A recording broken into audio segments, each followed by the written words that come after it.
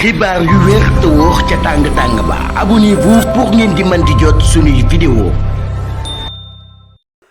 daleen ak jàmm seen chaîne bi di Buzz 221 HD am na aku mbir bu bees jëmale ko ci coowal Farba Ngom bi nga xam ne moo ngi bàyyeekoo ci coowal blanchissement d'argent bu daal di toll ci 125 milliards de francs CFA te li ni mel sababoon ñu daal di teg loxo kookee di Farba Ngom le 27 février 2025 bi ñu génn si li ni mel lu bees ñeel coow loolee moom mooy que ne ci ndigalu Farba Ngom avocat mi dugalaat nañ benn demande de liberté provisoire jëmale ko seen jëmm client bi di Farba Ngom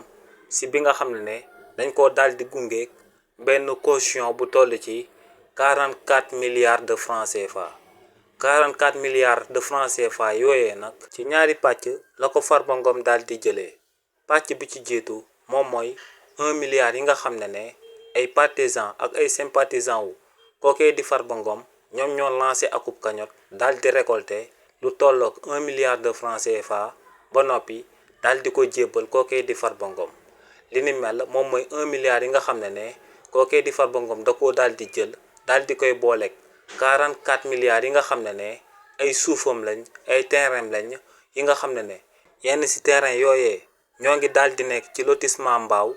yenn yi daal di nekk ca Thiès yenn yi daal di nekk ca Rufisque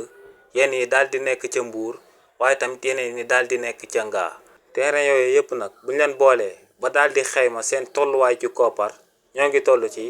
43 milliards de francs CFA 43 milliards de francs CFA yooyee nag la Farba Ngom daal di jël daal di koy booleeg 1 milliard yi nga xam ne amaloon nañ ko cagnotte te ay partisans ak ay sympathisants daal di koy amal la mu daal di leen di boole mu daal di toll ci